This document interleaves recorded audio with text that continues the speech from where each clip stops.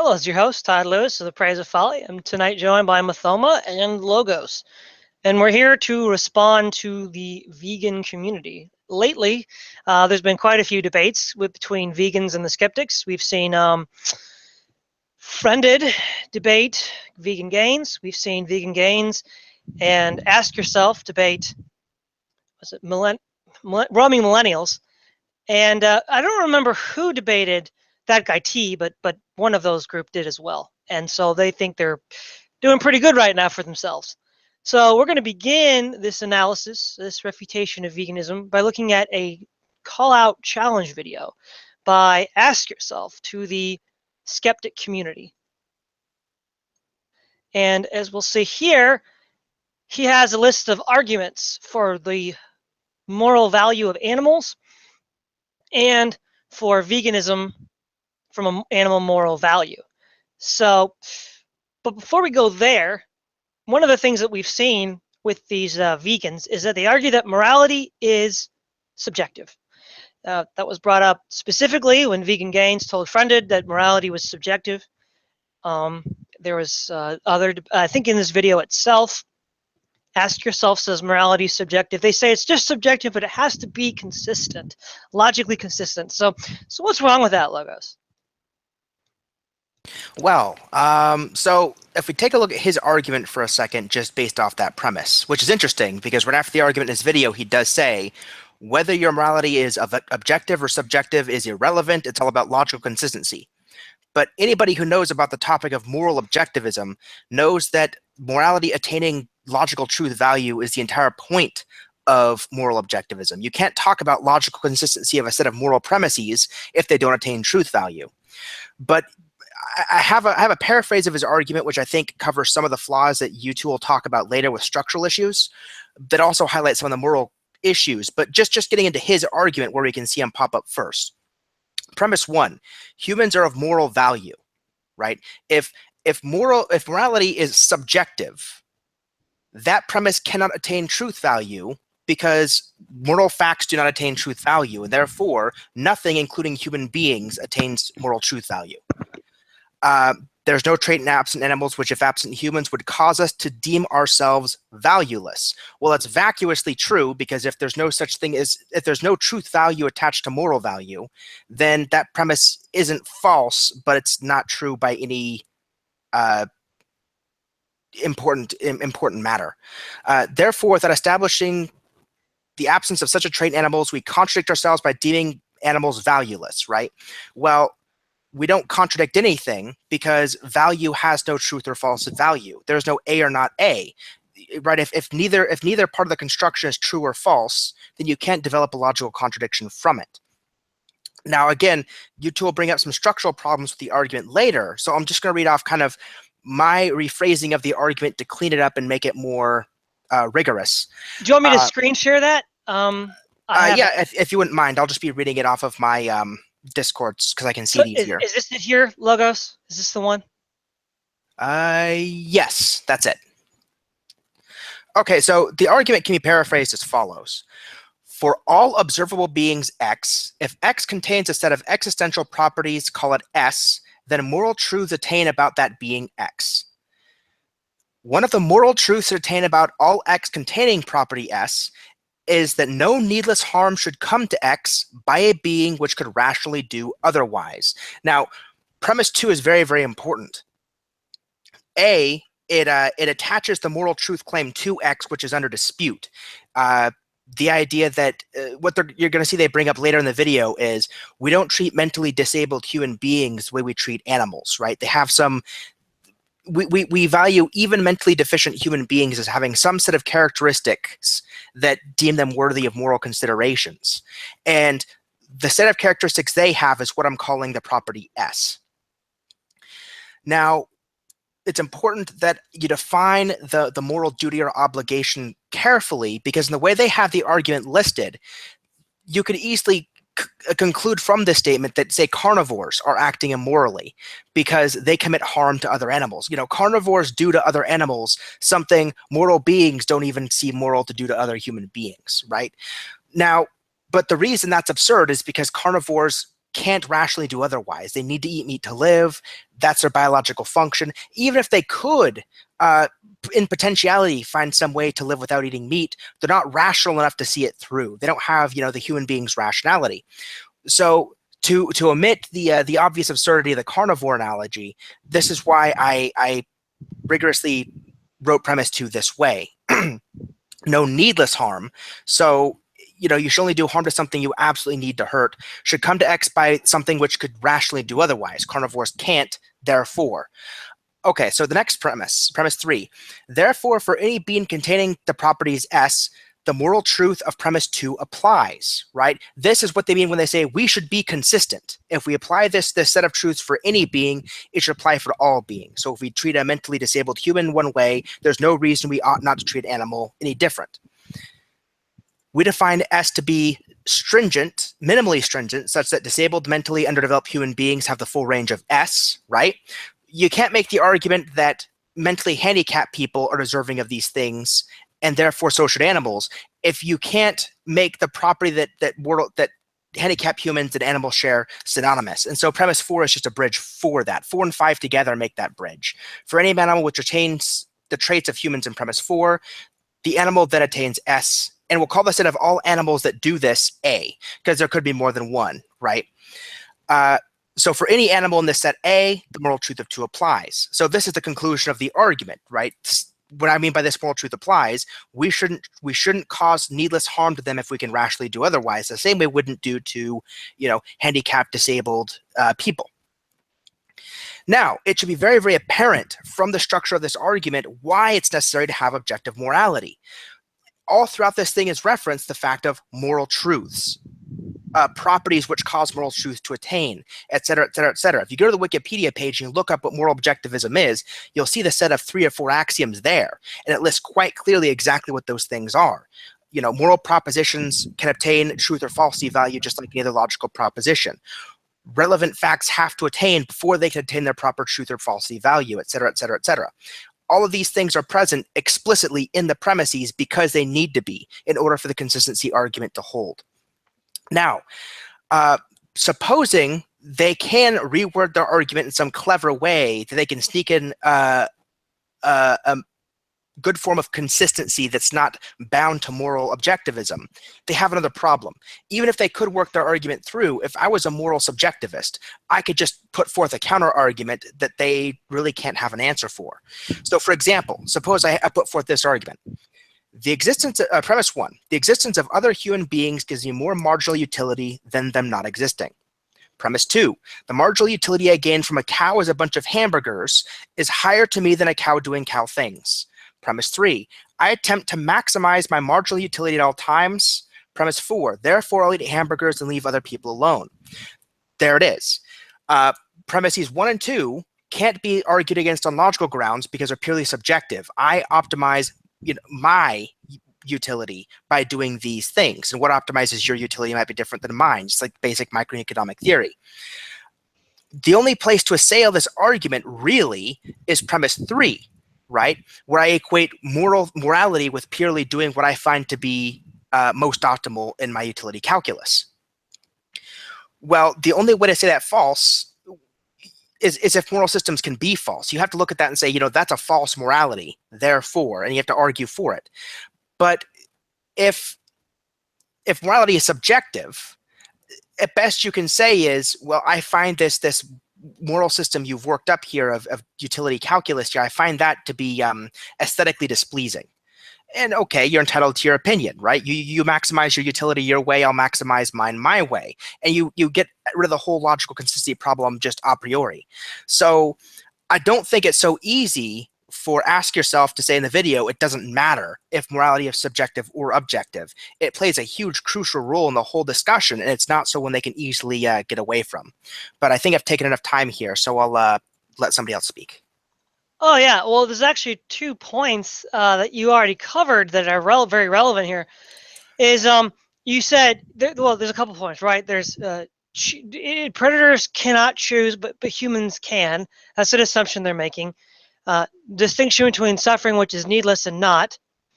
And then we also have the other point that you brought up of what was it? You said no objective morality.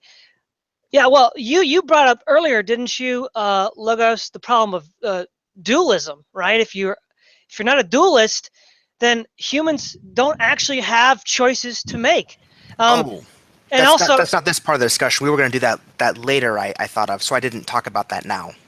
oh, okay, yeah, we'll wait for that later. So what we're going to do is we'll go back to the argument and we'll let Mathoma, which he has some points he'd likes to make on the actual argument itself. So, yeah, okay, Mathoma. So what are the problems with the way this argument, which man, it is bad, but go ahead.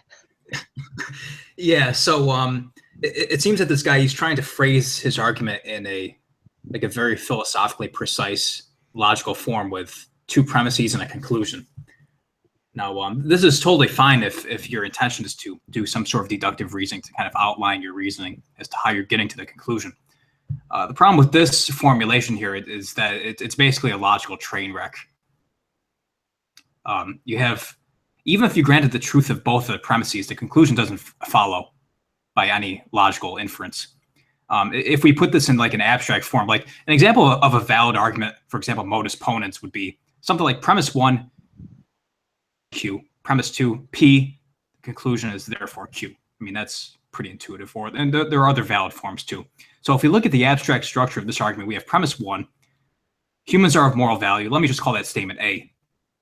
2, there is no trait absent in animals, which if absent in humans would cause us to deem ourselves valueless. Let me call that B.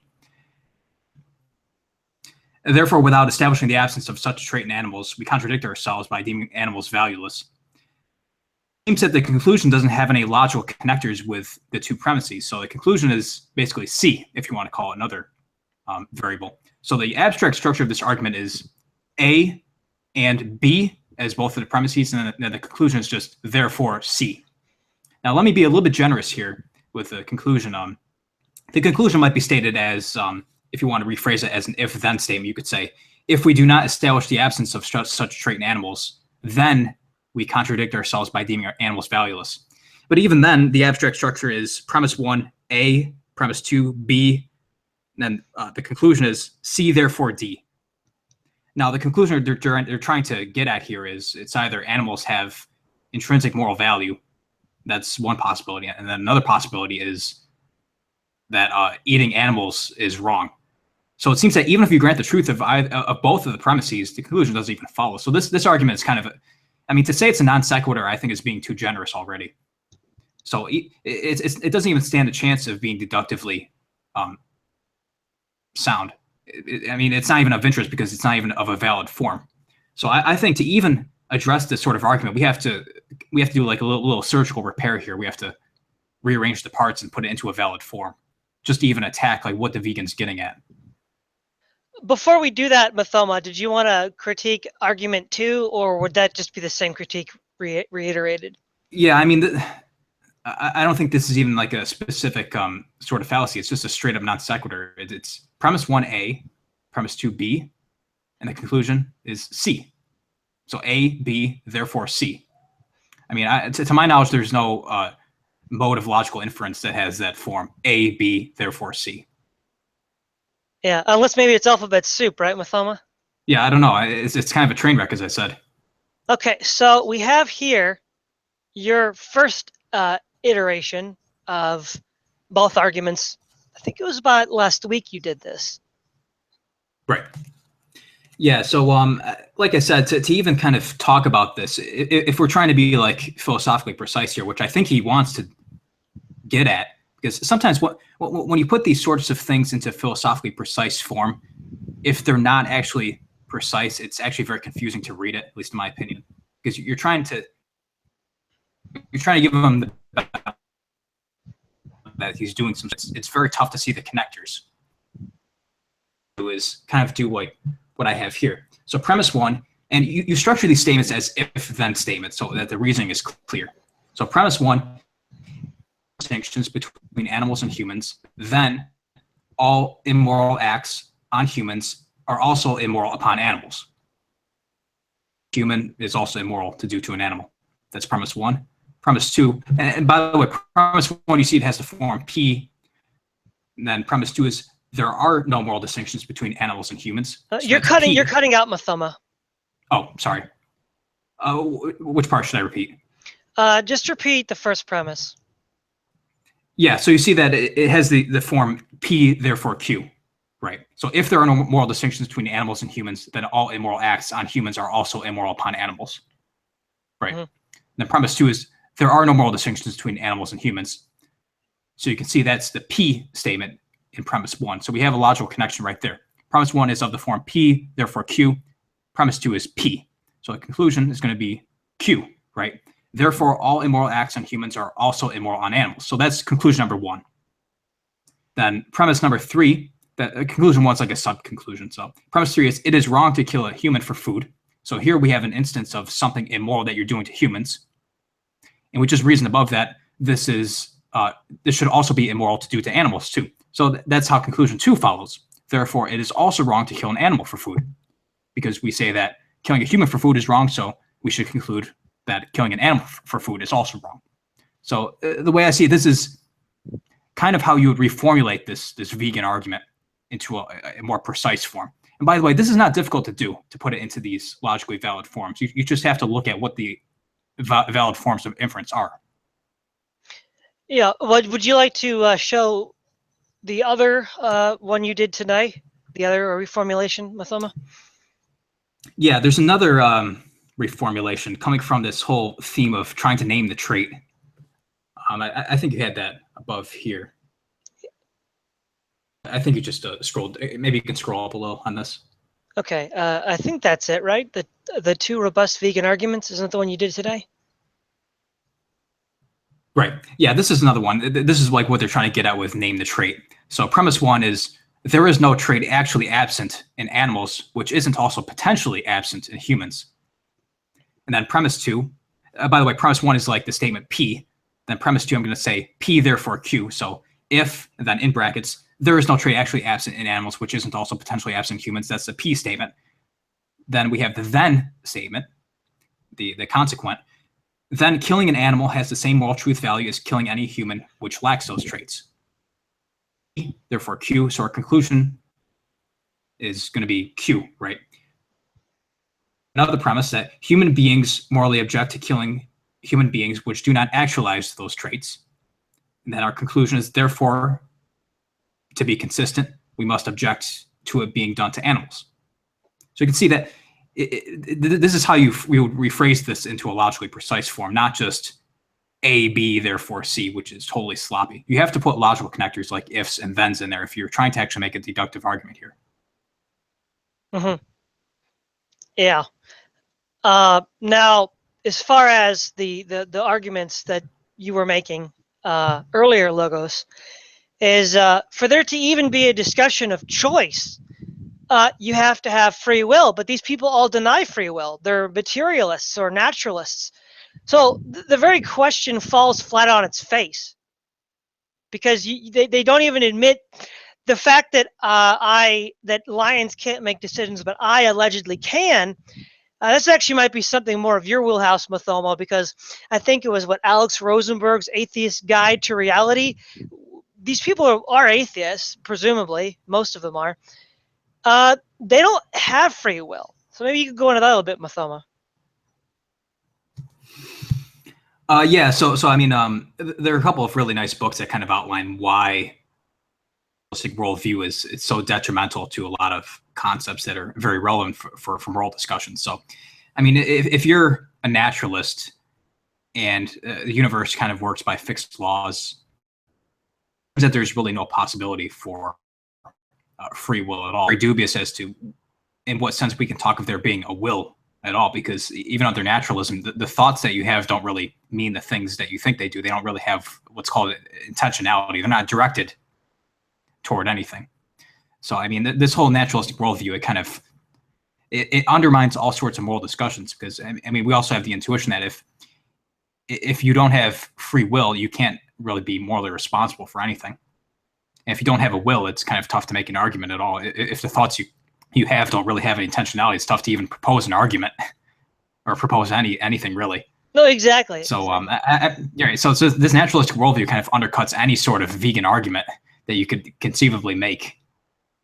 Yeah. Did you have anything you want to add to that, Logos? Nope, that about sums it up.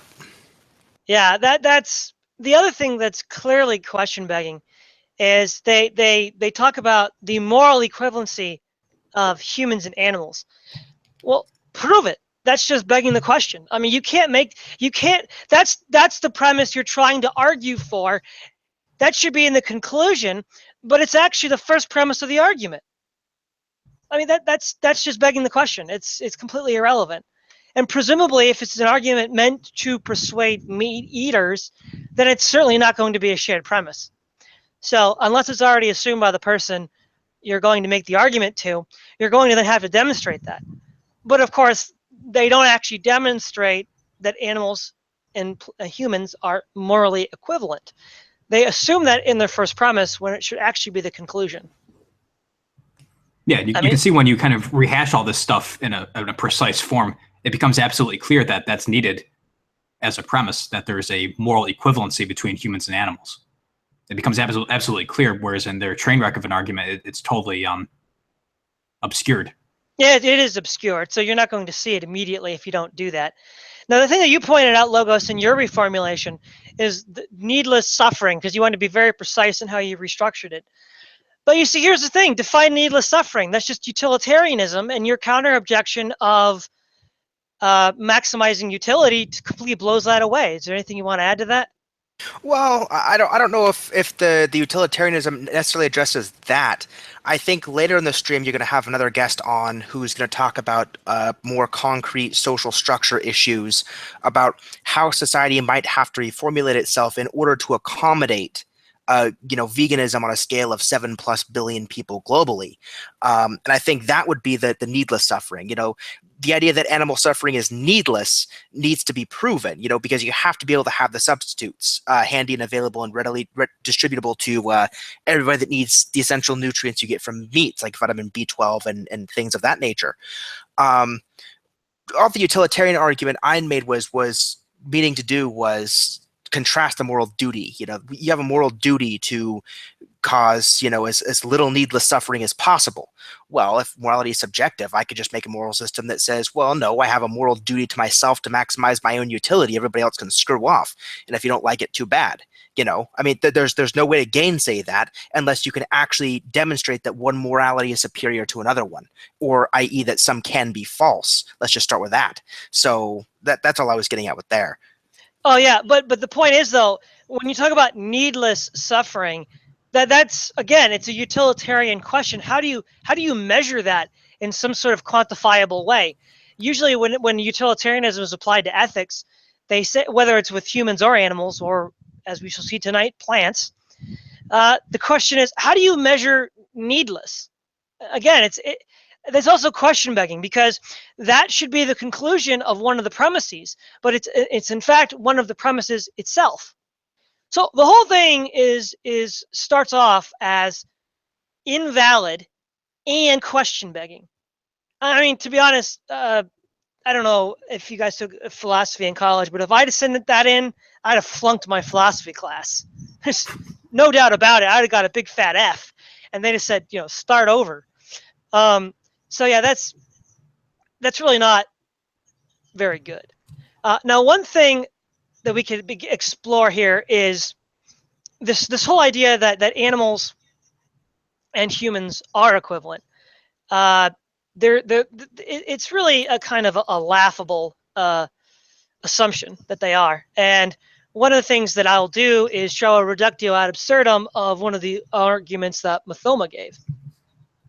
And it's very clear from here. If there are no moral distinctions between herbivores and carnivores, then all immoral acts on carnivores are also immoral upon herbivores. There are no moral distinctions between herbivores and carnivores. Conclusion, therefore, all immoral acts on carnivores are also immoral on herbivores. 3, it is wrong to kill carnivores for food. Conclusion 2, therefore, it is wrong to kill any herbivores for food. And then there is no trait actually absent in herbivores, which isn't also potentially absent in carnivores. Premise 1. Premise 2, if there's no trait actually present in herbivores, which isn't also potentially absent in carnivores, then killing a herbivore for food is morally wrong. Therefore, killing an herbivore for food is morally wrong. Sorry, lions, wolves, and sharks, you go hungry today. This is absolutely just laughable. You could also substitute plant for animal, and you get the same thing. I mean, you could just say there are no moral distinctions between plants and humans. That all immoral acts on humans are moral upon plants. There are no moral distinctions between plants and humans. Therefore, all immoral acts on humans are also immoral on plants. It is wrong to kill a plant or human for food. Therefore, it is wrong to kill plants for food. I mean, it's laughable. There's no trait actually absent in plants, which isn't also potentially absent in humans. If there's no trait actually absent in plants, which isn't also potentially absent in humans, then killing a plant for food is morally wrong. Therefore, killing a plant for food is morally wrong. I mean, I guess we could say to retort, name that trait, vegans. What trait makes you think you can eat mushrooms and peas? And now peas is actually important because while they tend to, I'm not joking about peas, that is coming up to be very important because apparently some genius for the New York Times wrote an article, if peas can talk, should we eat them? And this is just absolutely bonkers. So I'm going to look it up here and then screen share it. And so, yeah, actually, this kind of slippery slope is not just rhetorical flourish. It's actually happening right now. So we see here, this is Michael Martyr. It's kind of a fascinating idea too, because if this is true, then I mean, someone like Gregor Mendel was just an absolutely horrible person. Plucking all those peas and studying those peas. Oh yeah, I mean, basically, he was guilty of pea genocide, right? Yeah. It was maybe a Holocaust. But he talks about how peas can communicate to each other through chemicals. Yes, that's normally how all living things communicate with one another, through some sort of chemical emission. But what is consistent with this essay here, is that since all communication between life forms, whether it's plant, animal, or human, can be reducible to some chemical emission, why are the vegans being speciest and privileging the chemical emissions of animals and humans over the chemical emissions of plants, fungi, and bacteria? Mm-hmm. Because the vegan will say, well, just because a cow can't say, stop eating me, it hurts, doesn't mean we shouldn't eat it, doesn't mean we should eat it. Well, just because a plant, a fungi, or a bacteria can't even, moo or squeal in pain, doesn't mean it isn't in pain. And doesn't mean we should eat it, right? By the same logical argument that they're making, that's what we should have, right? Yeah, I think so. It seems that they're being a little biased toward things that can move. Animals, one of their traits that they're known for is motion. I mean, plants can move too, and fungi can move to a limited extent, but that's not really readily visible to the eye. I mean, you see like cows and cats and dogs; they all move around pretty easily, but plants, they don't do it quite as quickly. So I think they're being a little bit biased here toward things that move quickly. Maybe instead of ableist, they're autoist. Auto being self-moving, yeah. So they're autoists. They're discriminating against things that can't move or have a difficult time moving. So I guess if it's slower than you can eat it, right? That's right. That seems to be the case. So what do you think about that, Logos? I think that's all well and good. I think implicitly, giving them the benefit of the doubt here, what they might be working with is the idea that they believe that currently, as of now, we have the rational capacity and technology to synthesize substitutes for some animal products, but we have to use plants to do it, and we can't get out of synthesizing plant substitutes. So I think if their argument holds, what they'll argue is once our technology gets better and once we can synthesize out of pure minerals out of the ground, all like Star Trek or something like that, all the substitutes we need, maybe we should leave plants alone is maybe where they'll end up going with it. And the special pleading they might make for plants is purely on the basis that we need them now, but we don't need animals now. We could do without them, which is why the next part of the conversation is going to be so crucial, I think. Yeah. Well, if the whole point is to reduce suffering for non-human life, the sort of level of highly advanced industrial infrastructure you would need to synthesize all of this would be vastly destructive to the environment. And there's no way you could come out with a wash, because the damage that you do environmentally would be far greater than the individual suffering of this or that animal by substituting it with synthetic products. I mean, it's just the little dirty secret of environmentalism. All this green stuff, which they say is a substitute for something else, is based on this vast oil-based economy, which there's no way you could maintain all these supplements or replacements without the oil-based economy, which itself is vastly destructive to the environment. So you have almost like two orders of utility here, right? There's the utility of the individual animal being slaughtered in the warehouse versus the utility of the entire biosphere. Which, I mean, I think if you're going to use this kind of utilitarian calculus, the biosphere would trump the animal in the slaughterhouse. What do you think, Mathoma? Yeah, I think I agree. I think there's another point that we should bring up too in our moral discussion. And that's well, the vegans, they always say that, well, why are you privileging humans over animals? I mean, why do you think humans are so special? Why do you think there's not an equivalence between humans and animals? But it seems that to get the whole vegan case off the ground, there has to be some sort of moral distinction between humans and animals, because it's humans that care about these moral judgments, and they think that humans are so special that they can come up with these moral arguments in favor of not eating animals, that it's wrong to eat animals. I mean, when an animal eats another animal, they don't have any sort of moral concept. It's not wrong when like a lion kills for food or something like that. So, I mean, if we take the vegan at their word, that there is really no that we shouldn't be putting humans on a pedestal. I mean, if we're not gonna put humans on a pedestal, then let's just act as the animals do. I mean, the animals kill for food, and it's not wrong when they do it. So therefore, it's not wrong when we do it either. That's actually a really good point, Mathoma, is that the very fact that they're asking this question shows that they agree with the rest of us that there is something fundamentally different between humans and animals. You brought this up earlier, Logos, as well, is that they would claim that humans can choose to do something, whereas animals can't. But you see, here's the thing: whenever people bring up that and name that trait, they bring up the point of choice. They then blow it off and say, well, you know, what about a mentally retarded person?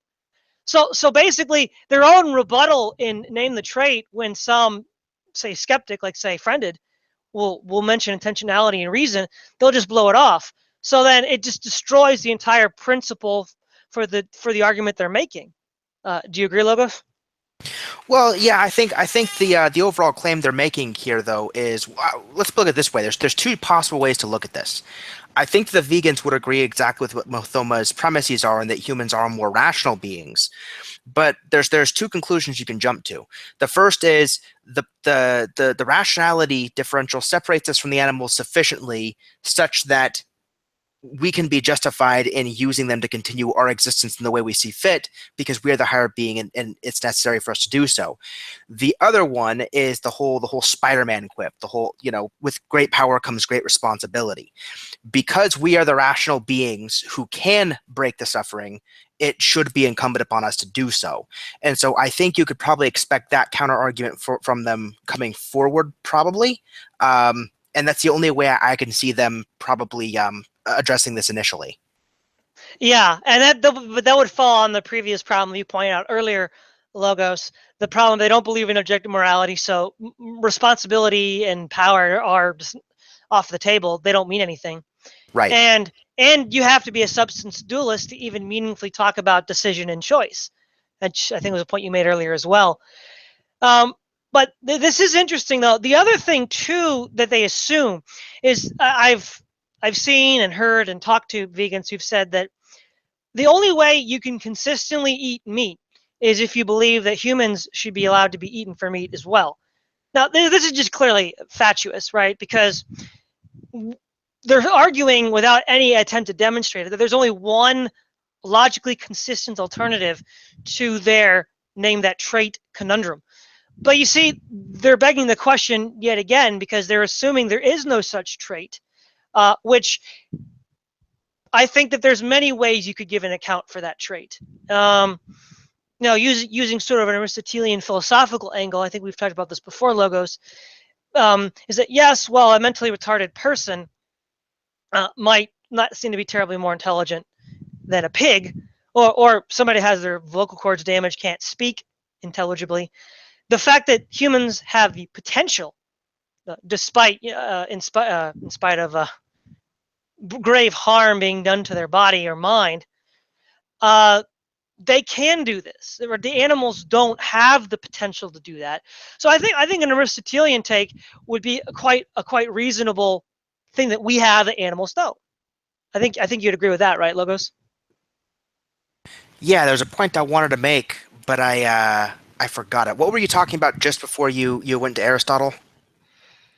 I think it was about choice and morality and subjectivity.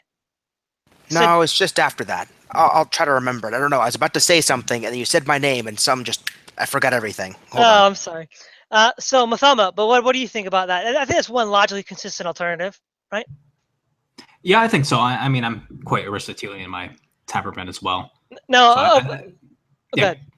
I was going to say, and then of course the great boogeyman, the Imago Dei. Animals don't have it; humans do.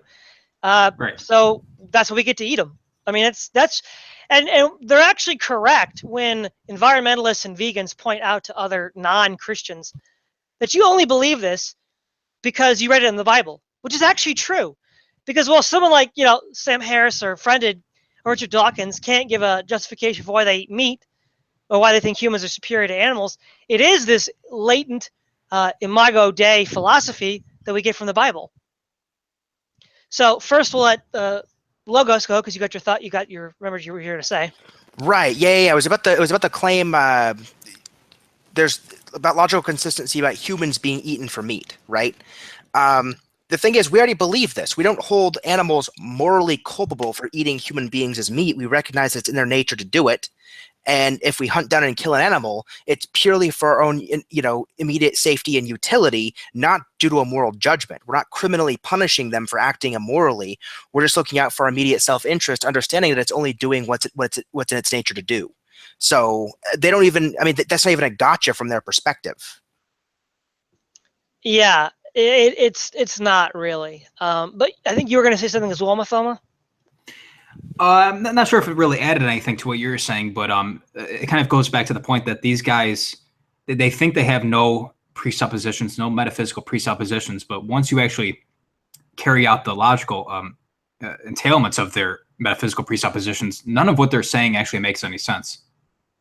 I mean, because if they're atheists, you can't appeal to the image of God, the Imago Dei.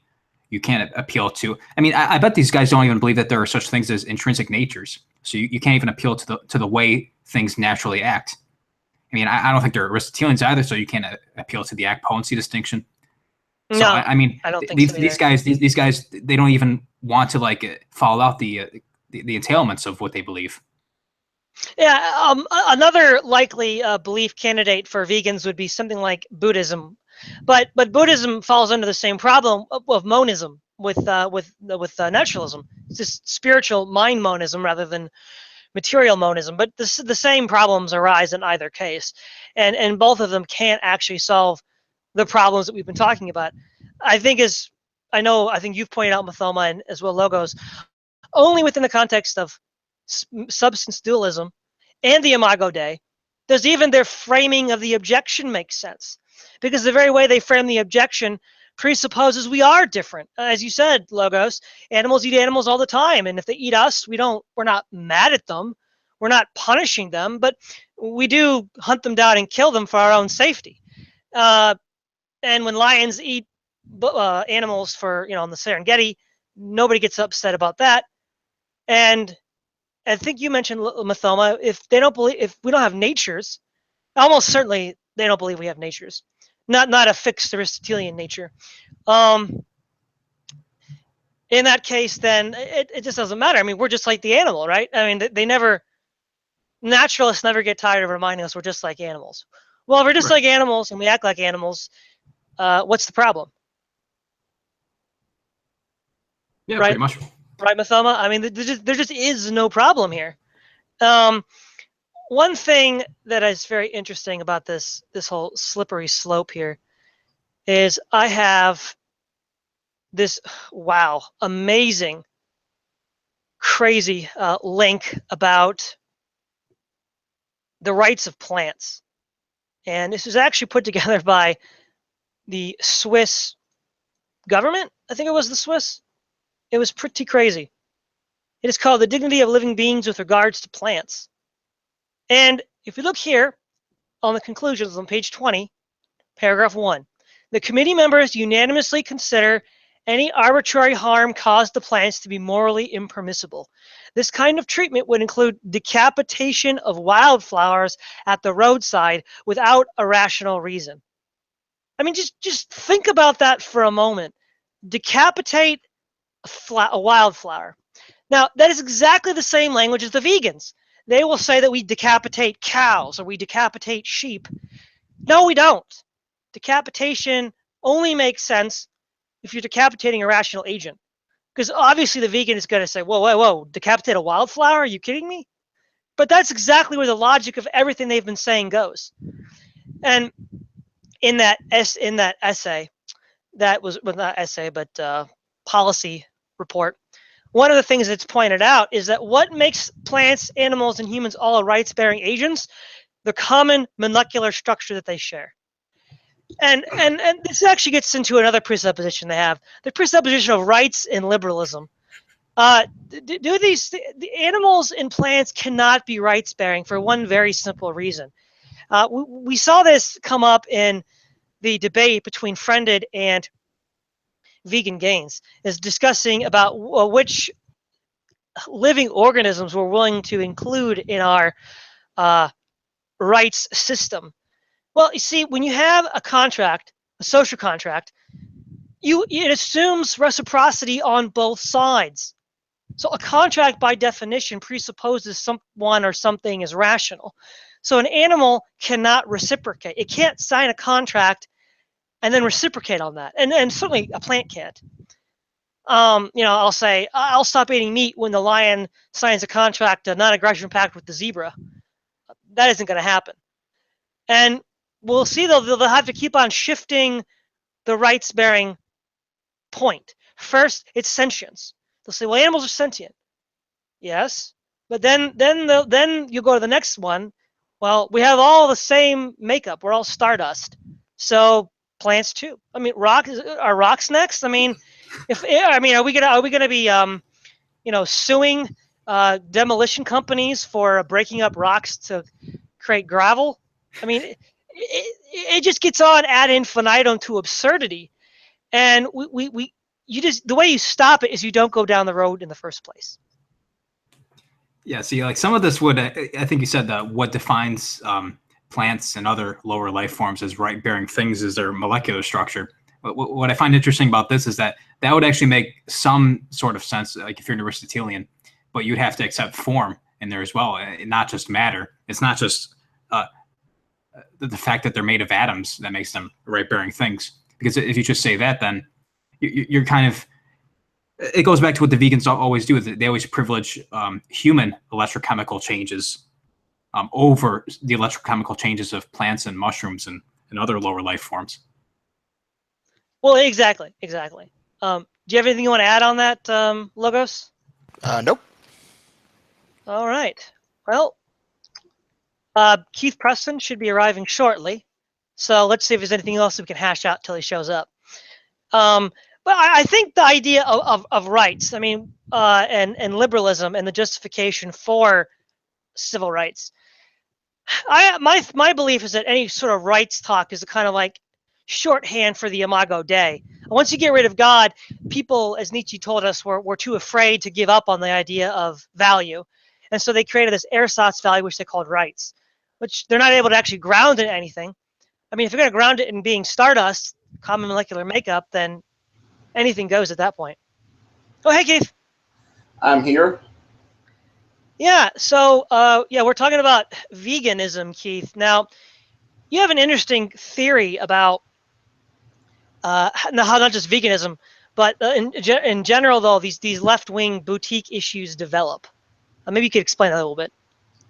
Yeah, well, my take on all of that is that many of the kinds of ideas and causes and issues that dominate what passes for the left today in modern post-industrial societies. For example, if we look at the state of the Western left, if we look at the left as it's constituted in North America and Europe and places like that, we see that the left is very oriented, not so much towards things that drove the historic left, like labor unions and class issues and socialism or anything like that.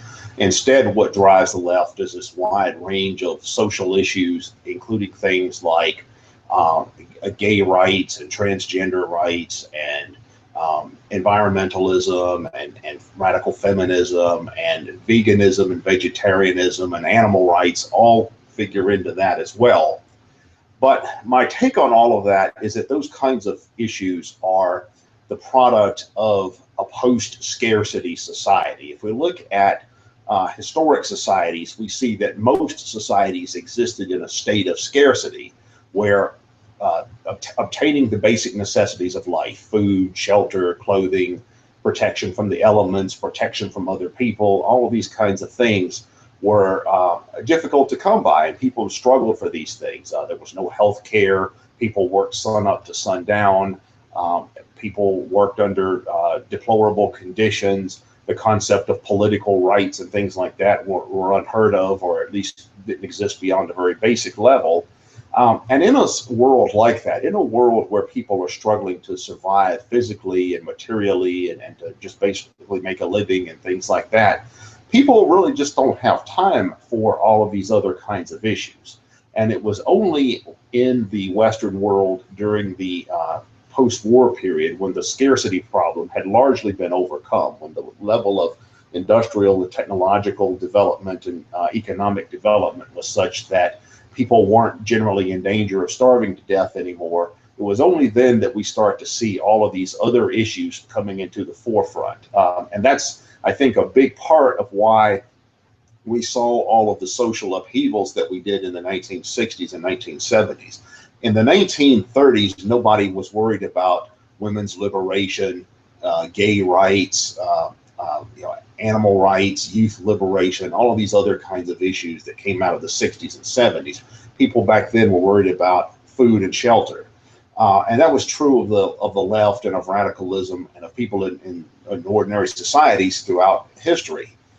Once we got into the post-war era and we reached a situation where the traditional working class had obtained the standard of living of a middle class, then we start to see an emphasis on things like, first, civil rights, women's rights, young people's rights, students' rights, disabled people's rights, gay rights, and that keeps on spiraling. And nowadays, transgender rights are the big thing, and among the left, and also animal rights have become a really popular idea, and people are developing vegan lifestyles and vegetarian lifestyles, and they're into sustainability and eco-friendliness. Right? People in starving countries don't care about that. I mean, I guarantee you, people in the poorest regions of the world today, like sub-Saharan Africa, South Asia, they don't care about veganism or vegetarianism. They may refrain from eating certain animals for religious reasons or something like that, right? But you're not going to find people from sub-Saharan Africa in PETA and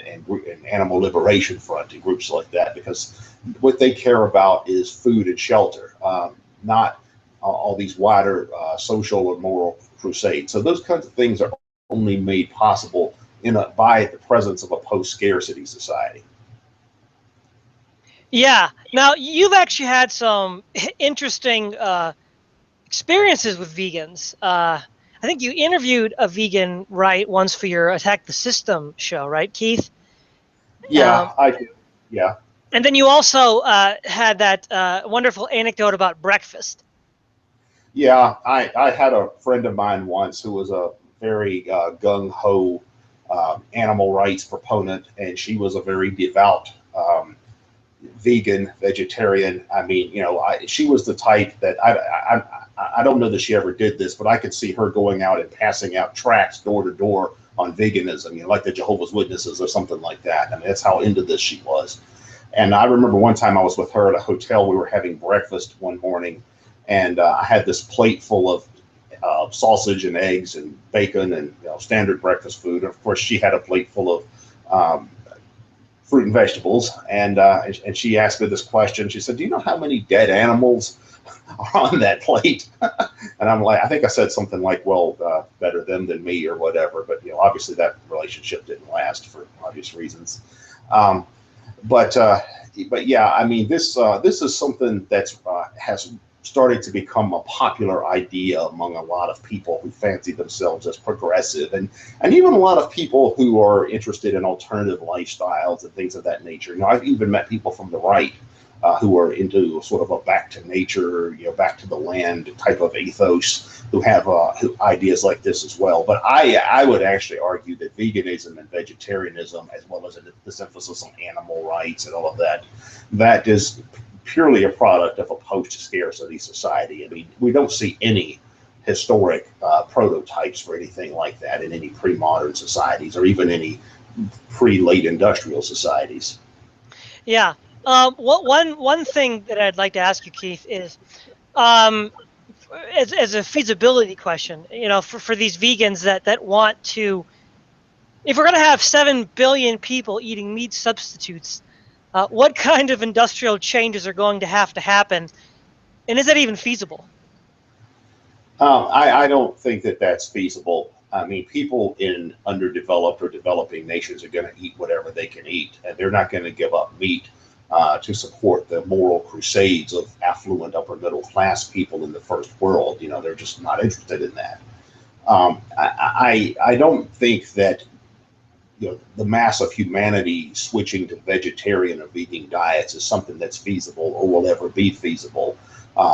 Not until it's possible to say produce. It may be possible at some point in the future to produce meat substitutes through artificial means and things like that. There's some scientific possibilities that are being developed there, but we're a long way from that becoming some kind of standardized norm. I mean, the majority of the world's population still lives off of $1 to $2 a day. We're talking 75 to 80% of the world's population.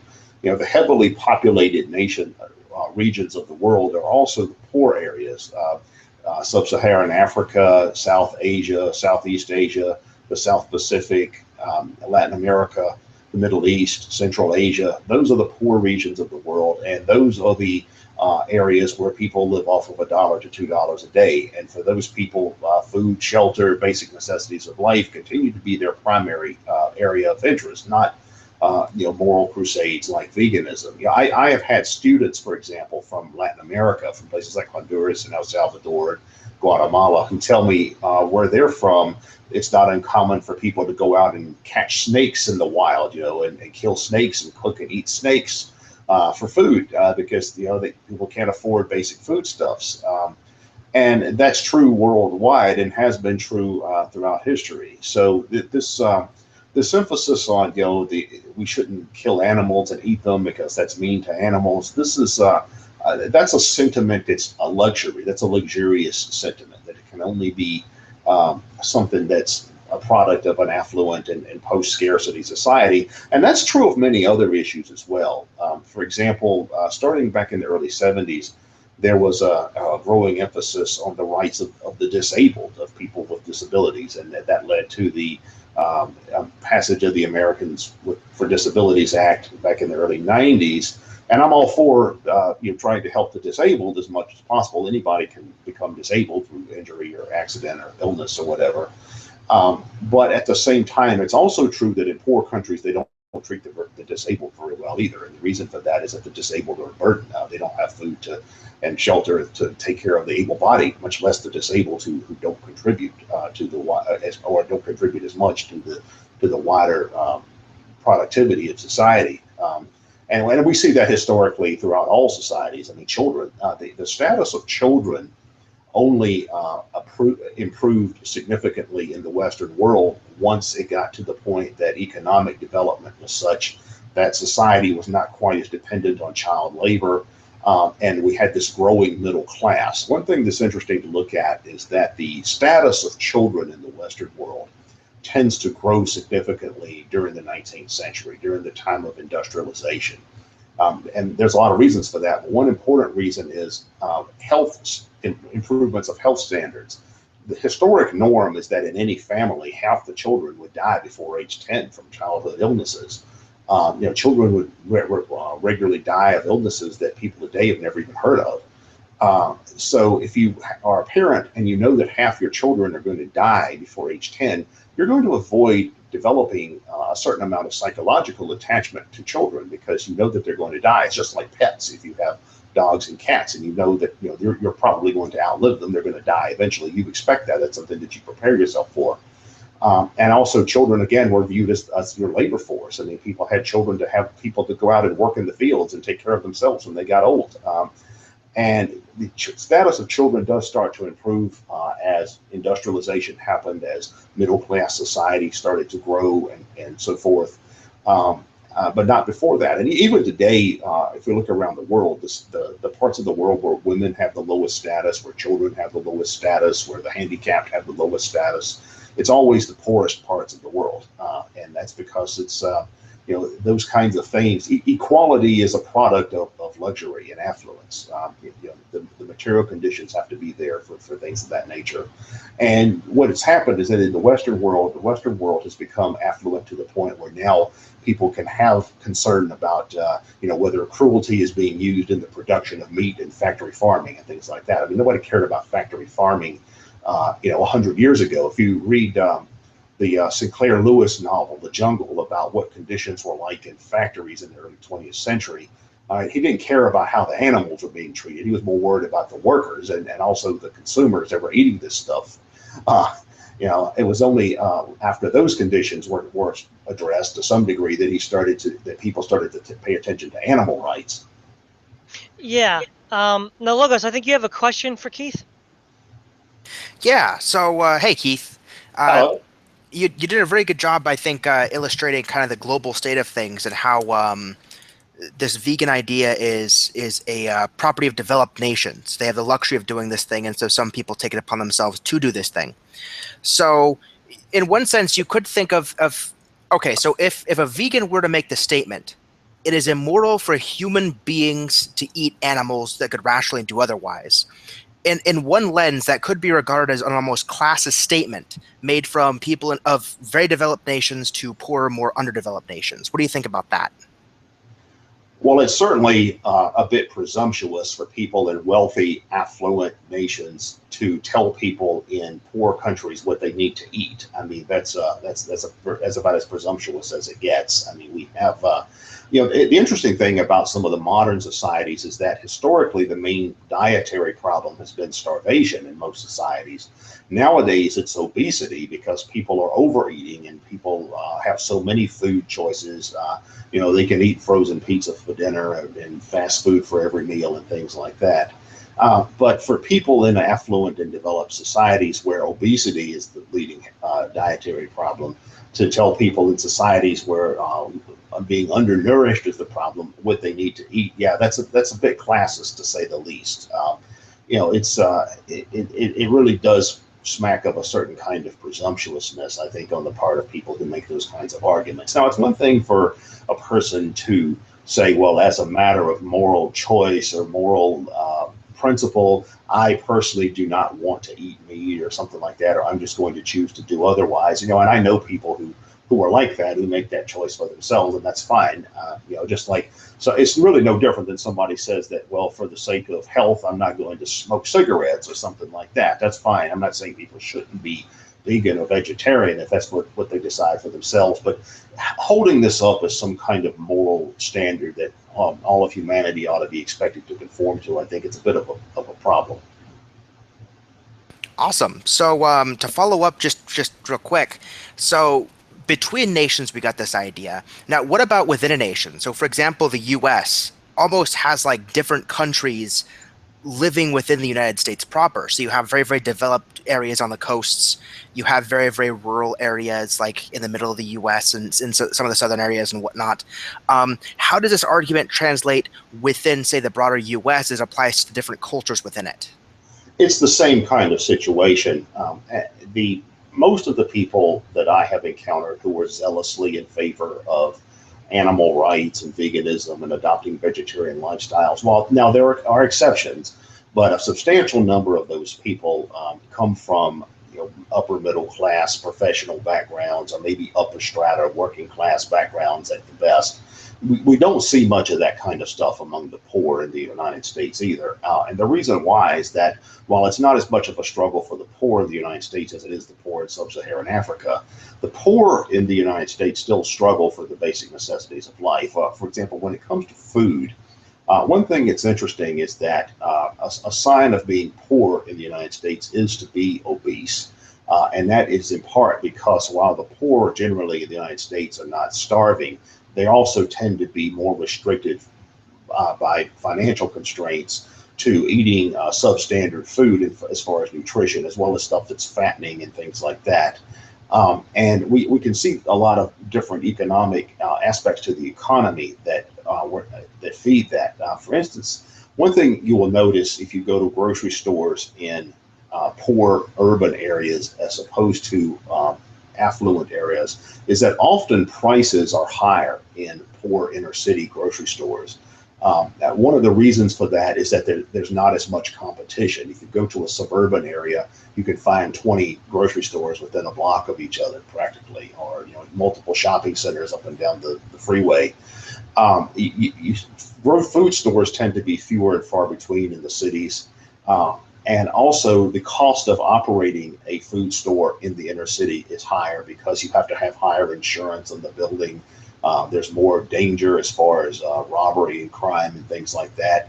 Often there's going to be more theft of product by employees within the store, shoplifting and things of that nature by customers. So it can actually be more expensive to operate a food store in a poor neighborhood than, say, an affluent neighborhood. Also, a lot of people who are poor in the United States live off of cheap food. I mean, if you go to somewhere like a McDonald's or Burger King or KFC during lunch hour, you see a lot of people that are on their lunch break who are more relatively low income working people there, standing in line to eat stuff they get from the dollar menu and things of that nature, or if you look at the things people are buying when they're in the grocery store going through the checkout line, you see it's the poor folks who are buying the junk food, the potato chips, these 5,000-pound potato chip bags and things of that nature.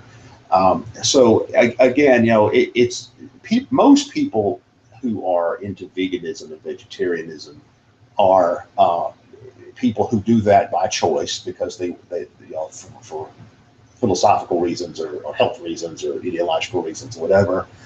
And they usually have the means of doing so. I mean, they're usually not people who are simply choosing to eat stalks of lettuce they get from the grocery store rather than meat because their principles tell them that.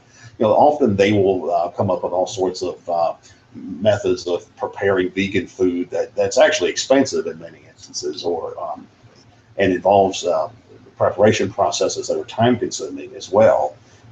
So this is this is kind of a luxury lifestyle that some people have chosen for themselves. Yeah, Mathoma, I think you had a question for Keith. Yeah, I mean, this is one of my hypotheses I had about this excessive concern about animal rights and how it's kind of unfounded.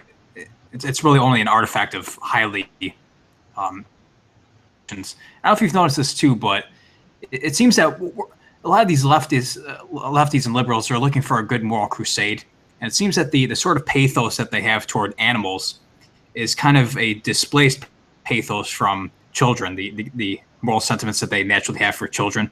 So like in real life too, I often see that they're in relationships and they're right around the age where you might think of having children, and instead of having a kid, they have a puppy or a cat or something. So I don't know, it's just a psychological hypothesis I have that some of these vegans are kind of displacing the pathos that they have for children toward animals because they don't really care too much about children. Well, I think there's some truth to that in the sense that we live in a society where people are now actually marrying and having children at older ages. Like more and more people are getting married at a much later age. They're having children at a much later age. For example, a lot of people would probably be surprised to hear this, but back in the 1950s in the United States, we actually had a higher rate of teen pregnancy than we do today. However, the big difference is most births to teenage mothers in the 1950s were to married women. And when people just got married at a younger age, it was not uncommon to get married at age 17, 18, 19, something like that, and start having children. Nowadays you find people that are, well into their 30s or even their 40s who are not married or have never had children yet. Some people don't have their first child until they're in their 40s now. People are having fewer children. People are having children at a later age. It may be that animals are filling the role of children in some people's lives. This kind of parental instinct may be displaced towards animals rather than children. The friend of mine I mentioned earlier that I was having the breakfast with, I think she had something like 4 dogs and 5 pet rats or something like that. So she had a whole orphanage there full of stray animals. But it's certainly true that as far as people, in the sense that people are putting less emphasis on family relationships and the parent-child relationships, that the kind of interest they may have in some kind of affective relationship with some other living creature may be transferred towards animals. Certainly animals are probably easier to manage and probably cheaper than children, so maybe that's a part of it as well. Mentioning children, as I said earlier, the status of children was very low in many historic societies. In many historic societies, infanticide was not uncommon at all. In some historic societies, if a family was simply too poor to feed their children, they would simply kill one of the children, or they would eat the children. Even during times of extreme hardship, economic hardship, like for example in China, in communist China, during the or during the Great Leap Forward, when there was a large-scale famine and starvation in China, you actually had plenty of stories of people eating their children.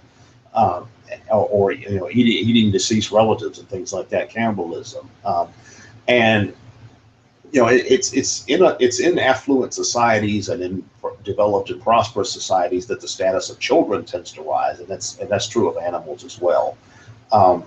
In our society, we're in a interesting situation in that we're moving away from social structures of a more traditional kind, like family, towards a kind of atomized individualism, I think. Now, I've pointed out in other contexts that nowadays, if you look at what the individual's identity is, what is the identity of the individual? The individual generally is a subject of the state, a taxpayer who has to obey the laws of the state. They're a worker, they have a profession, or at least they're in a part of a business, a company, a workplace, something like that. They're a consumer in the marketplace. They buy stuff, whether it's cars, houses, electronic goods, or whatever, real estate. And personal relationships, in many ways, tend to take a back seat to all of that. As I pointed out earlier, people are marrying at a later rate. People are divorcing at a more rapid rate. People are having fewer children or no children at all. Things like affiliation with religious institutions is declining, as well as civic organizations and things like that as well. Like I think Robert Putnam's book Bowling Alone some years ago pointed that out. It was pointing out how people are just becoming less and less involved in group activities or social activities as a whole. In terms of community activities, nowadays people move much more commonly than they once did. And they move without ever getting to know the neighbors that live in their neighborhood. They'll move to one neighborhood, stay there for a couple of years. They have no clue as to who their neighbors are. Then they move to another neighborhood a couple of years later. So within this kind of framework of this kind of atomized individualism, where community-based affiliations are starting to erode, it may be that people are once again turning to animals, or not just turning to animals in terms of effective relationships, but also one thing that the theorists of fourth generation warfare point out is that people are more and more transferring their loyalties to various non-state or institutions or institutions outside of more traditional institutions. For example, people are no longer patriotic towards their nation. They identify more with their specific reference groups, whether it's their ethnic group or whether it's their political affiliation or whether it's their some cause they're into, like animal rights or something like that, or whatever street gang they belong to, depending on their socioeconomic and demographic situation. So all of that may feed this emphasis on animal rights and this moral crusading that we see over veganism and vegetarianism nowadays as well. Yeah, one thing that's somewhat humorous, Keith, is this moral outrage against eating meat is based on the pain inflicted on animals, but the kind of massive industrial oil-based superstructure you'd have to have large-scale meat substitutes would be infinitely more damaging to the well-being of animals via environmental degradation. It's like they don't seem to connect that not eating the animals by having this massive oil-based industrial infrastructure to create the substitutes is going to actually cause more damage to their biospheres and more damage to the animals than just eating them outright. Yeah, well, a short time ago, I actually wrote a review of a book by Ted Kaczynski, the infamous Unabomber character. He published a book last year where he outlined a lot of his ideas and political strategies and stuff like that. And while I'm not a supporter of his, and I don't share his ideology, and I don't think he's a particularly admirable person, he did raise some interesting arguments in this book, because as everyone knows, Ted Kaczynski is opposed to the use of modern technology and wants to shut the whole thing down. And I think, though, that in many ways there is a certain logical consistency to the arguments that he makes, or the arguments that some of these anarcho-primitivist people like John Zerzan make, in the sense that if you really think that humanity's first prerogative ought to be not to ever do quote unquote harm to the natural environment or to the animal population or something like that, you really would have to adopt this kind of primitivist lifestyle, I think, in the sense that as long as human beings are eating, they're going to be doing damage to the ecosphere in some way. I mean, environmental damage in pre-industrial societies was also quite massive in terms of damage to soil, damage to ecosystems in other ways. As an illustration, if you look at the kind of environmental conditions that exist in pre-modern societies, pre-industrial societies, you don't see a lot of people that are going about living in perfect harmony with nature. What you see is people that are breeding cattle and letting the cattle take a dump in the local streams and lakes, and those are always polluted. And then people are drinking and bathing in this same water, and they're getting dysentery and dying of diarrhea and things like that. That's what really happens in pre-industrial societies, and that's what real environmental conditions in pre-industrial societies are like. And so if you wanted to do away with industry and technology and things like that, that's what you would get. And as far as the kinds of industrial machinery that's necessary to develop all these kinds of meat substitutes, it's very similar to the problems associated with things like alternative energy and alternative fuel. You have the proponents of alternative energy who push things like solar power, wind power, biomass, biofuels, and things like that. All of those things have environmental problems associated with them as well. For example, just things like windmills. I mean, just the materials that those are made out of, or solar panels and all of that. The materials that those are made out of create certain damage when they get into the soil and things of that nature. In fact, that's one of the things that Ted Kaczynski actually points out in some of his writings, and that's why he's opposed to that as well. His view is the environment must be preserved no matter what. That's an extreme point of view, but really, if you take these kinds of ideas seriously, that's what you end up getting. One thing that's interesting is that if you look at the environmental track record of socialist and communist nations that existed in the 20th century, what you see is that most of them had very terrible environmental track records. Environmental conditions in the Soviet Union and Eastern Europe are awful. Environmental conditions in China are still awful. Ecological mismanagement in Cuba was awful. And that was pretty much the norm in those kinds of nations where you had these kinds of centrally planned, non-profit, non-market economies. And a part of that is that those were also societies where the scarcity problem had not been overcome as well. And was probably exacerbated by economic inefficiency generated by the kind of systems they had. And that's why you never saw much interest in environmentalism in those societies. Just until very recently, the Chinese had no interest in environmentalism at all. They were more interested in industrial and economic development. Now it's gotten to the point where pollution has gotten to be so bad in China, they're starting to reverse course on that a bit. But that's the norm in pre-modern and pre-industrial societies. There's no exception to that. Yeah. So, is there anything that anybody'd like to end with? Well, I guess to sum up, the discussion started out with the argument, looking at the argument, it's immoral for human beings to kill animals for food when they rationally could do otherwise. And I think what we talked about, at the first part of the stream was just the illogic of the arguments, both structurally and with some of the metaphysical assumptions that were implicit in the particular argument that this YouTuber was making. And then later, now what we've looked at is we've looked at some practical considerations. Keith did a great job of illustrating some of the classist concerns and some of the ideas that the argument itself followed through to its conclusion is more of a luxury for nations that can afford to do it than who can't, or even communities within nations can afford it and some cannot. He gave a great illustration of the inner city problem. So, I mean, even just taking the argument on the face of it, it seems almost classist in just its considerations.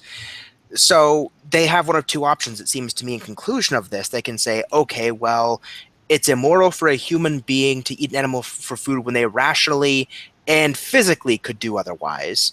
But now the immorality is no longer human eating animal, it's human eating animal also as a function of class, which also makes the argument lose a bit of its power. So I don't know in what way we can salvage the argument, but I think that could warrant further discussion. But I've enjoyed the discussion so far regardless. Yeah, well, thanks, Logos. Do you have anything you want to add, Mathoma? Not too much. I mean, we come back to this theme that chemical You're releases say plants and mushrooms. You cut out. Can you repeat that again? Oh yeah, just that humans, these vegans are privileging human electrochemical changes over plants and mushrooms. So I think they need to think out their position a little bit more. Okay, well, the one thing that I will end with is eat more chicken. So this is Todd Lewis of the Praise of Folly podcast signing off.